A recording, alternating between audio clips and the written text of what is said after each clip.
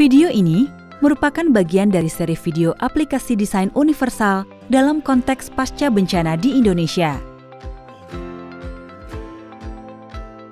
Video keempat dari seri ini akan membahas implementasi umum desain universal pada bangunan, khususnya aksesibilitas pada desain komponen-komponen bangunan. Kita semua ingat bahwa bangunan yang dapat diakses secara universal adalah bangunan yang dapat mengakomodasi berbagai individu dengan kemampuan yang berbeda-beda. Untuk mencapai hal tersebut, seluruh sistem dan elemen bangunan harus didesain untuk dapat semudah mungkin digunakan oleh para penggunanya. Implementasi desain universal pada suatu bangunan sangatlah luas, mulai dari aplikasi pada area sirkulasi umum hingga elemen bangunan yang spesifik seperti lahan parkir mobil, area pejalan kaki dan pencahayaannya, pintu masuk gedung, rambu dan penanda jalan, dan toilet, beserta perabotan, peralatan, dan perlengkapannya. Elemen-elemen ini merupakan beberapa komponen bangunan penting yang dapat didesain untuk mengakomodasi berbagai kebutuhan individu. Mari kita mulai pembahasan kita tentang elemen-elemen ini. Perabotan, peralatan, dan perlengkapan. Furniture, Fixtures, and Equipment atau FF&E dapat membuat ruang dalam suatu gedung menjadi lebih mudah untuk digunakan oleh berbagai pengguna. Sebagai contoh, kita dapat mendesain ruang penyimpanan seperti rak dan lemari dengan mempertimbangkan keterbatasan jangkauan dari lansia, anak-anak, atau individu dengan keterbatasan gerak, dengan menempatkan ruang penyimpanan pada ketinggian yang dapat dijangkau oleh beberapa kelompok tersebut. Kita juga dapat mendesain meja pelayanan dan meja kerja dengan ruang kaki yang luas untuk memfasilitasi para pengguna kursi roda. Selain itu, kita juga dapat menggunakan meja dengan ketinggian permukaan meja yang dapat disesuaikan agar dapat digunakan oleh pengguna dengan berbagai kondisi fisik yang beragam. Mengikuti prinsip yang sama, stop kontak dan saklar lampu juga perlu ditempatkan pada ketinggian yang sesuai, agar wanita hamil, lansia, atau kelompok individu lainnya yang mungkin mengalami kesulitan dalam menggunakan peralatan ini dapat mengakses peralatan dengan lebih nyaman. Mari kita kaji kembali materi yang sudah kita pelajari dengan menjawab pertanyaan berikut. Pilihan mana yang bukan merupakan bagian dari perabotan, peralatan, dan perlengkapan? A. Dispenser air. B. Meja dan kursi. C. Saklar dan colokan listrik. D. Serambi atau beranda. Serambi atau beranda bukanlah bagian dari FF&E, namun juga perlu untuk didesain secara aksesibel bagi semua individu. Sekarang, mari kita beralih ke elemen bangunan yang baru, toilet. Kamar mandi universal. Kamar mandi merupakan fasilitas penting yang digunakan oleh banyak pengguna setiap harinya.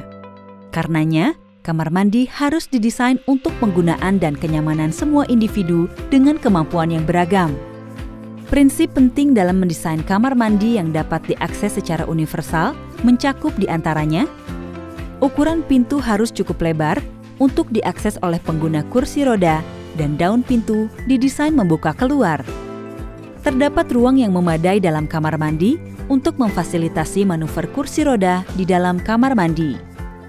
Kamar mandi aksesibel ditandai dengan dilengkapi dengan berbagai elemen fungsional seperti kloset, perlengkapan kebersihan, dan aksesoris kamar mandi yang ditempatkan pada ketinggian yang terjangkau oleh berbagai individu dengan ragam kemampuan menjangkau dan bergerak termasuk pengguna kursi roda, rambu, penanda ruangan, dan penunjuk jalan. Penunjuk arah di dalam bangunan berperan penting dalam memberikan arahan untuk kita mengenali lingkungan sekitar. Agar dapat berfungsi sebagaimana mestinya, penunjuk arah harus memberikan informasi yang mudah dipahami oleh penggunanya, seperti lokasi tersedianya fasilitas dan peralatan penting, seperti misalnya kamar mandi, pintu darurat, atau area berbahaya yang harus dihindari. Informasi-informasi yang tersedia dari penunjuk arah ini berguna untuk orang-orang dengan autisme atau demensia, mengingat kelompok individu tersebut terkadang kesulitan untuk menemukan arah pada saat berada dalam bangunan. penting juga untuk membuat rambu dan penunjuk arah yang mudah dimengerti. Adapun cara untuk merealisasikan hal tersebut antara lain, menempatkan rambu dan penunjuk arah di area yang mudah terlihat, memastikan teks dan simbol terbaca dan ditulis dalam warna yang kontras dengan latar belakangnya, dan memastikan penunjuk arah dan rambu mengarahkan pengguna bangunan ke area-area utama di suatu bangunan atau lokasi. Pencahayaan umum. Pencahayaan interior berkontribusi terhadap aksesibilitas bangunan dengan meningkatkan visibilitas, di mana hal ini berperan dalam mengurangi resiko terhadap keamanan dan keselamatan, baik itu yang nyata atau resiko yang berasal dari persepsi kita, serta memfasilitasi kemudahan navigasi. Dalam bangunan, manfaat tersebut dapat dicapai melalui kombinasi antara pencahayaan alami dan buatan. Pemasangan jendela dan atau pintu berkaca dapat digunakan untuk menciptakan penerangan dalam gedung melalui pencahayaan alami di siang hari dan dilengkapi dengan pencahayaan buatan yang mencukupi. Untuk beberapa jenis bangunan, seperti kampus, kelas, atau fasilitas kesehatan, pencahayaan buatan perlu didesain untuk memenuhi kebutuhan terhadap penerangan tambahan yang memungkinkan pengguna bangunan untuk tetap dapat beraktivitas di malam hari dengan aman. Parkir di luar badan jalan. Parkir di luar badan jalan adalah area parkir yang dirancang pada area fasilitas yang spesifik. Namun demikian, fasilitas parkir di luar badan jalan pada bangunan seperti lahan parkir, parkir bawah tanah, dan gedung parkir seringkali terletak jauh dari gedung utama atau fasilitas yang ingin diakses oleh pengguna bangunan.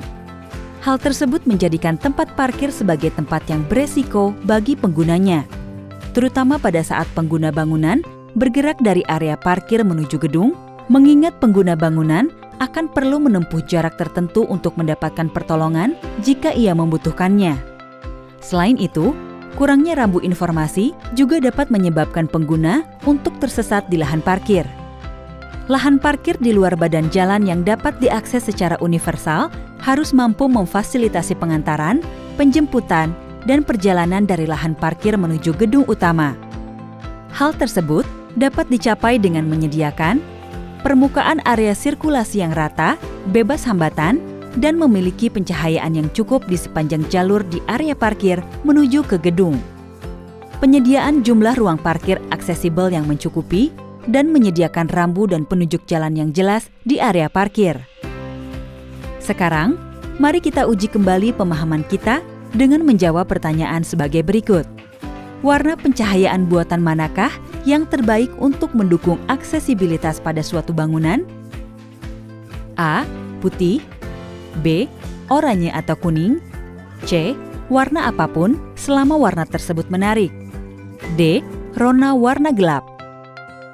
Warna putih merupakan warna pencahayaan buatan terbaik, mengingat warna tersebut bersifat netral, kontras, dan cahaya yang terpancar mudah beradaptasi dengan lingkungan sekitarnya.